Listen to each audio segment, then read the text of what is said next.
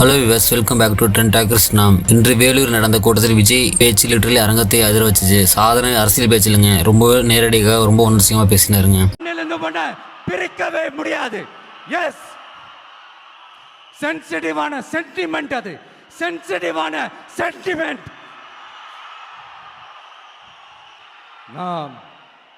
Sorry, Vijay பேசும்போது அவர் சொன்ன முக்கியமான விஷயம் என்னன்னா, அதாவது நாம் ஆட்சிக்கு வந்து ஒவ்வொரு கிராமத்துக்கும் நேரடியாக நான் வருவேன்னு சொன்னாரு. மக்கள் நேரடியாக சந்தித்து பிரச்சனையை நான் கேட்பேன் என்று உறுதி சொன்னாரு. இந்த கூட்டத்தில் இருந்த மக்கள் ஃபுல் கிளாப் கொடுத்தாங்க. அவர் இன்னொரு விஷயத்த ரொம்ப கிளியரா சொன்னாருங்க. இப்போ உள்ள ஆட்சி மக்களுக்கு பேசிக் வசதி கூட சரியா இல்லைன்னு தரல குற்றம் சொன்னாரு. நாங்கெல்லாம் உங்களுக்கு நண்பர்கள்னா அப்புறம் ஏன் சார் கரூர் விஷயத்துல ஏன் மேல பழி தூக்கி போட்டீங்க?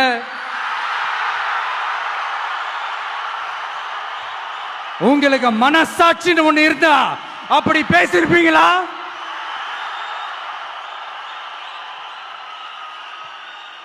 அப்படி நாங்களாம் உங்களுக்கு நண்பர்கள்னா ஒரு ஈவெண்ட், ஒரு ஃபங்க்ஷன் நடத்துறதுக்கு ஒரு இடமோ ஒரு பர்மிஷனோ ஏன் கொடுக்க மாட்டேன்றீங்க? எல்லாத்தையும் நீங்களே பண்ணிட்டு போற போக்கில் அப்படியே பொய்களா அடிச்சு விட்டுக்கிட்டு இருக்கீங்க. உங்களோட உண்மையான நண்பர்கள் யாருன்னு சொல்லட்டுமா? லஞ்சம், ஊழல், அரசியல் ஆதாயம், இதெல்லாம் தான் உங்களோட உண்மையான நண்பர்கள். பர்சனலா நீங்க எப்படி வேணா இருந்துக்கங்க சார், நமக்கு அதை பத்தி கவலை இல்லை, நமக்கு அது அவசியமும் இல்லை. ஆனா உங்க ஆட்சி தான் தப்பான ஆட்சி, தமிழ்நாட்டுக்கு தேவையில்லாத ஆட்சி.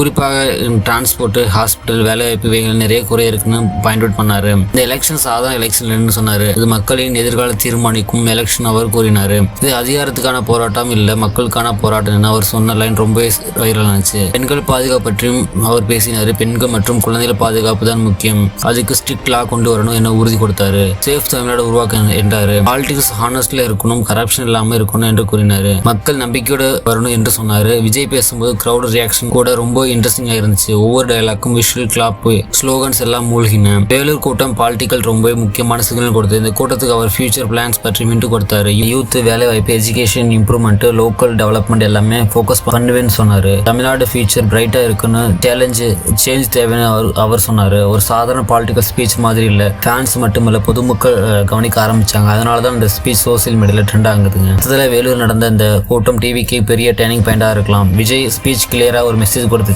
மக்கள் ரெடியா இருந்தா சேஞ்ச் கண்டிப்பா வரும். இந்த ஸ்பீச் பற்றி உங்களுக்கு ஒப்பீனியன் என்ன? விஜய் பாலிடிக்ஸ் பெரிய இம்பாக்ட் கிரியேட் பண்ணுவாரா? கமெண்ட் சொல்லுங்க. இந்த மாதிரி லேட்டஸ்ட் பாலிடிக்ஸ் அப்டேட், சினிமா அப்டேட்டுக்கு வேண்டும்னா நம்ம சேனலை சப்ஸ்கிரைப் பண்ணி சப்போர்ட் பண்ணுங்க. Thank you friends. மற்றொரு வீடியோவில் சந்திக்கலாம்.